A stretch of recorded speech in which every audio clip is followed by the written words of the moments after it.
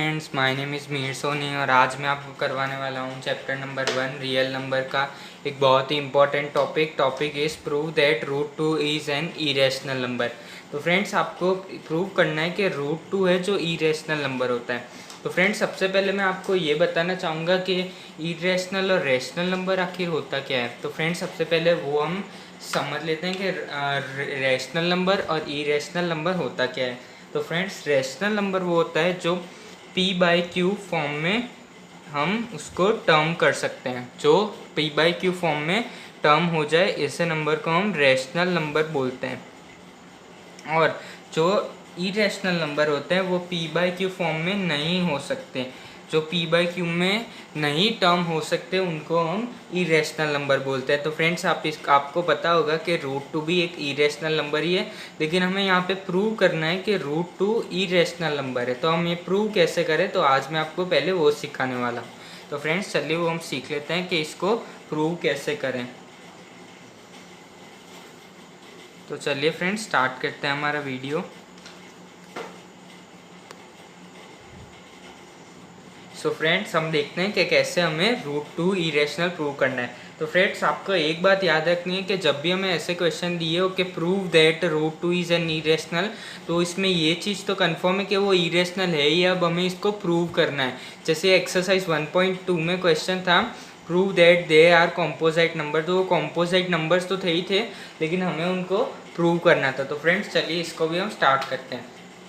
तो सबसे पहले आपको एज्यूम कर लेना है कि रूट टू रेशनल नंबर है, एकदम इसके ऑपोजिट। तो फ्रेंड्स, इस मेथड को हम कॉन्ट्राडिक्शन मेथड भी कहते हैं। तो फ्रेंड्स, सबसे पहले हमको एज्यूम कर लेना है कि रूट टू है वो रेशनल नंबर है। तो हम यहाँ पे एज्यूम कर लेंगे let root two be an rational number. तो फ्रेंड्स, यहाँ पे हमने एज्यूम कर लिया कि रूट टू है वो एक रेशनल नंबर है, क्योंकि हमें यहाँ पे इसको ऑपोजिट प्रूव करना होगा। लास्ट में हम जब इसको प्रूव कर देंगे कि ये इरेशनल नंबर है, तब यहाँ पे हमारा सपोजिशन रॉन्ग हो जाएगा।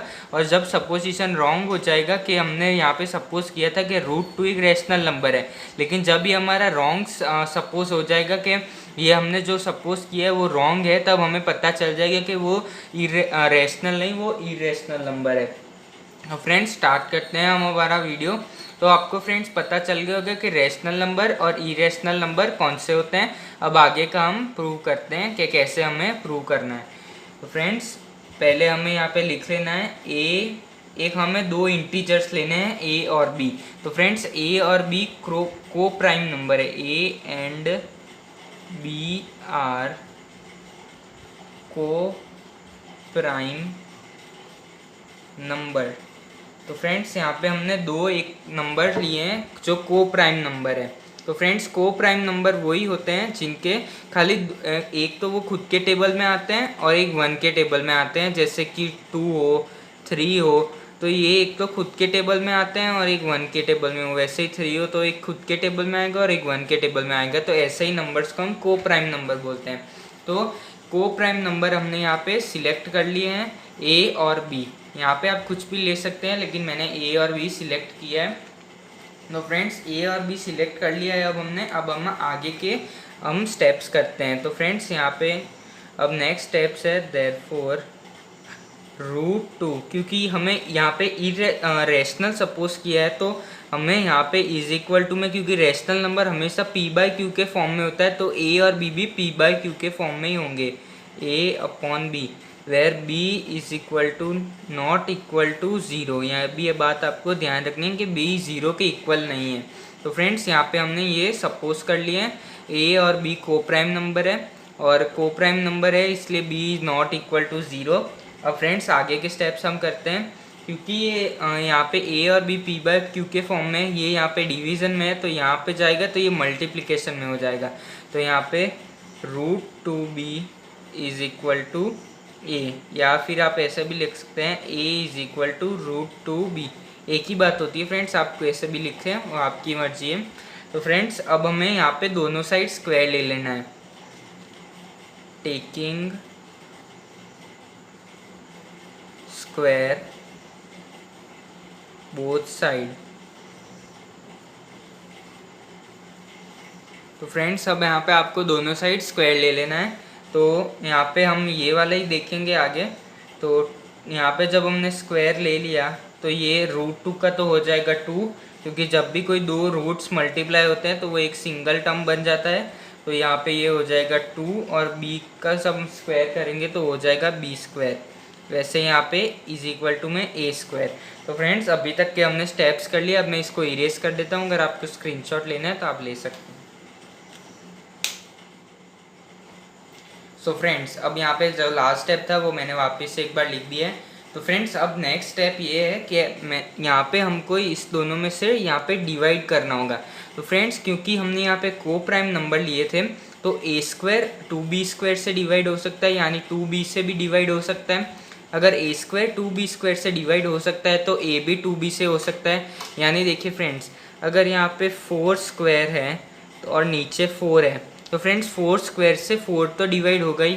तो फ्रेंड्स यही लॉजिक हमें, ऐसे ही हम अगर 5² 5 लें तो ये दोनों भी एक दूसरे से डिविजिबल है, ये भी सेम वैसा ही है। तो फ्रेंड्स यहाँ पे भी सेम वही चीज़ है, तो ये एक दूसरे से डिविजिबल है। तो फ्रेंड्स अब हम नेक्स्ट स्टेप ये लिखना है, यहाँ पे हम ब्रैकेट में लिख सकते हैं a² is divisible by 2b², therefore a is divisible by 2b। तो फ्रेंड्स यहाँ पे आप ऐसे लिख सकते हैं, ये भी हमारा एक इम्पॉर्टेंट स्टेप ही है।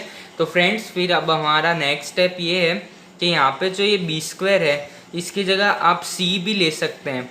तो फ्रेंड्स यहाँ पे कोई भी इंटीजर्स आप ले सकते हैं। तो फ्रेंड्स यहाँ पे आप अगर कोई नंबर भी ले तो आप नंबर भी ले सकते हैं, लेकिन यहाँ पे हमें वेरिएबल ही लेना होगा, इसलिए मैं यहाँ पे आपको वेरिएबल दिखा रहा हूँ। तो फ्रेंड्स यहाँ पे जो ये b है इसकी जगह हम कोई वेरिएबल ले लेते हैं। तो फ्रेंड्स यहाँ पे जो लास्ट टर्म था a हम यहाँ पे b की जगह 2c ले लेते हैं। तो फ्रेंड्स यहाँ पे हमने b की जगह c ले लिया है। तो फ्रेंड्स अब यहाँ पे हम नेक्स्ट स्टेप करते हैं। तो फ्रेंड्स अब हमारा नेक्स्ट स्टेप ये है कि फ्रेंड्स यहाँ पे हमने स्टेप लिया है a = 2c। यहाँ पे भी हम दोनों साइड स्क्वायर कर देते हैं। तो फ्रेंड्स यहाँ पे जब स्क्वायर होगा तो ये हो जाएगा a² और यहाँ पे जब स्क्वायर होगा तो ये हो जाएगा 2c²।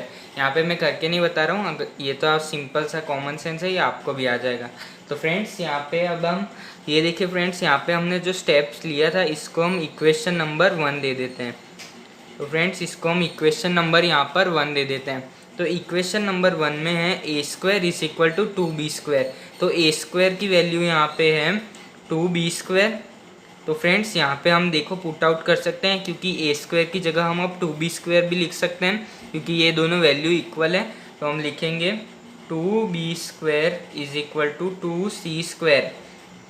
फ्रेंड्स यहाँ पे इसका स्क्वायर जब हम करेंगे इसका और इसका, तो इसका हम यहाँ पे एक बार 2b² ही रहने देते हैं और इसका हम यहाँ पे स्क्वायर कर लेते हैं।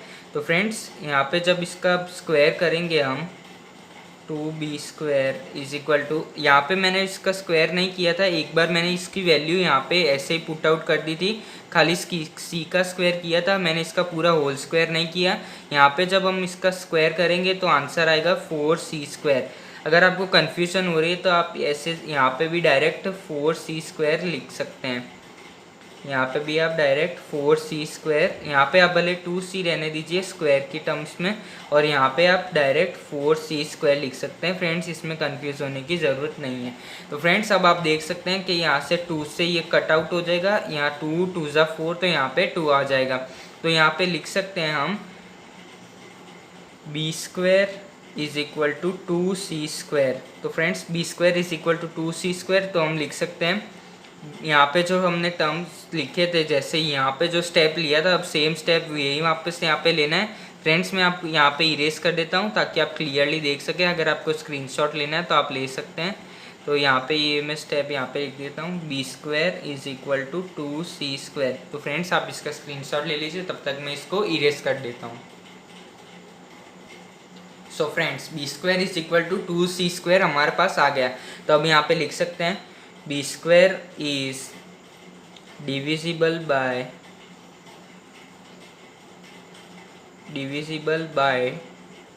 2, तो b इज डिविजिबल बाय 2। तो फ्रेंड्स यहाँ पे हम देख सकते हैं कि अगर बी स्क्वायर हो, बी स्क्वायर डिविजिबल बाय 2 है तो b भी डिविजिबल बाय 2 है। मैंने आपको यहाँ पे समझाया था कि यहाँ पे 3 स्क्वायर अपॉन 3 हो तो 3 स्क्वायर 3 से भी डिवाइड होगा। और दूसरा एग्जांपल हम ले 4 स्क्वायर बाय 4, तो ये स्टेप्स आपको समझ में आ गए होंगे कि 4 स्क्वायर है तो 16 4 से भी डिवाइड है, और 9 स्क्वायर है 3 स्क्वायर 9 होता है तो 9 3 से भी डिविजिबल है। तो फ्रेंड्स ये जस्ट मैंने आपको एग्जांपल देकर यहाँ पे समझाया कि एक्चुअली इसका मीनिंग क्या है और एक्चुअली में हम इससे कैसे हम यहाँ पे टर्म कर सकते हैं। तो फ्रेंड्स अब हमने यहाँ पे लास्ट स्टेप हमारा यही है कि अब हमें लिखना है कि ये सब डिविजिबल बाय एक दूसरे के साथ हो रहे हैं, तो अब हम यहाँ पे लिखेंगे बाय 1 एंड 2। यहाँ पे हमने जो 1 और 2 इक्वेशंस ली थी, अब हम इन दोनों को इक्वेशन को यहाँ पे लेकर आएंगे। मतलब खाली यहाँ पे बताना कि by 1 and 2 a and b having common factor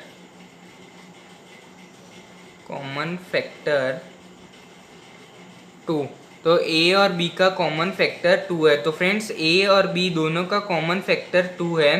तो फ्रेंड्स ये हमारा स्टेटमेंट रॉन्ग है, और हमने जो सपोज किया था कि √2 रैशनल नंबर है वो भी हमारा सपोजिशन रॉन्ग था। तो हमें यहाँ पे लिखना होगा our statement is to contradiction